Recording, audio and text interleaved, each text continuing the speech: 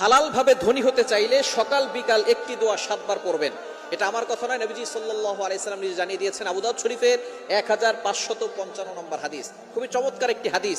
নবীজি সাল্লাল্লাহু আলাইহি সাল্লাম একটি দোয়া শিক্ষা দিয়েছেন, যে দোয়ার মাধ্যমে একজন সাহাবী ধনী হয়েছেন। আপনি ঋণের বোঝা জর্জরিত আছেন, টেনশন, দুশ্চিন্তা, ডিপ্রেশন, ফ্রাস্ট্রেটেড পিপল যারা আছেন, অনেক দুশ্চিন্তা, দুশ্মনের দুশ্মনী, এবং অনেকে আপনার সাথে দুশ্মনী করে আপনাকে ক্ষতি করতে চায়, অথবা আপনি ঋণের বোঝা জর্জরিত হয়ে টেনশনে আছেন, এই একটি আমল করেন। সকালে 7 বার ফজরের নামাজের পরে পড়বেন এবং মাগরিবের পরে 7 বার পড়বেন। আল্লাহ পাক রব্বুল আলামিন আপনার সকল দুঃখ, কষ্ট, টেনশন এবং ঋণের বোঝা দূর করে আল্লাহ আপনাকে সম্পদের মালিক বানাবেন।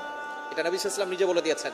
আবু সাঈদ খুদরি রাদিয়াল্লাহু তাআলা থেকে হাদিসটি এসেছে, একবার নবীজি সাল্লাল্লাহু আলাইহি সাল্লাম মসজিদ নববীর পাশ দিয়ে হেঁটে যাচ্ছেন। এমন সময় দেখেন আবু উমামা রাদিয়াল্লাহু তাআলা আনহু তিনি মসজিদে বসে বসে জিকির করতেছেন, আল্লাহর ইবাদত করতেছেন। নবীজি সাল্লাল্লাহু আলাইহি সাল্লাম ডাক দিয়ে বললেন, ইয়া আবা উমামা, ও আবু উমামা, তুমি এখন মসজিদে কেন? এখন তো নামাজের সময় নয়। আবু উমামা রাদিয়াল্লাহু তাআলা আনহু দাঁড়িয়ে বললেন, ইয়া রাসূলুল্লাহ, ইয়া হাবিবাল্লাহ, দুশ্চিন্তা, ঋণের বোঝা, টেনশন, এগুলো আমাকে মসজিদে নিয়ে আসছে। সাহাবায়ে কেরাম যখনই টেনশনে পড়ে যেতেন তখন তারা মসজিদে চলে আসতেন, আর আমরা টেনশনে পড়ে গেলে, দুশ্চিন্তায় পড়ে গেলে আমরা মসজিদে নামাজ পড়তে যাই না, আরো মসজিদ থেকে বের হয়ে যায়, এমপির কাছে যায়, মন্ত্রীর কাছে যায়, মিনিস্টারের কাছে যায়। না না, বিপদে পড়ে, যখনই আপনি বিপদে পড়ে যাবেন সাথে সাথে আল্লাহর কাছে হাজির হয়ে যাবেন, আল্লাহ তাআলা সকল বিপদ থেকে আপনাকে উদ্ধার করে দিবেন।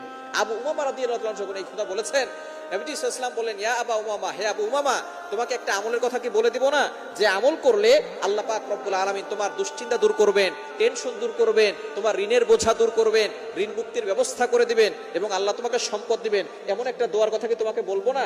তখন সাহাবী বলেন, ইয়া রাসূলুল্লাহ, তাড়াতাড়ি বলেন, সেই দোয়াটার জন্যই তো আমি এখানে হাজির হয়ে গেছি।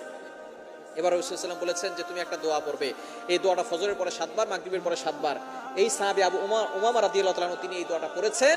কিছুদিন পরে নবীজি সাল্লাল্লাহু আলাইহি ওয়াসাল্লামের জন্য হাদিয়া নিয়ে আসছেন এবং বলছেন, ইয়া রাসূলুল্লাহ, আপনার এই দোয়ার আমল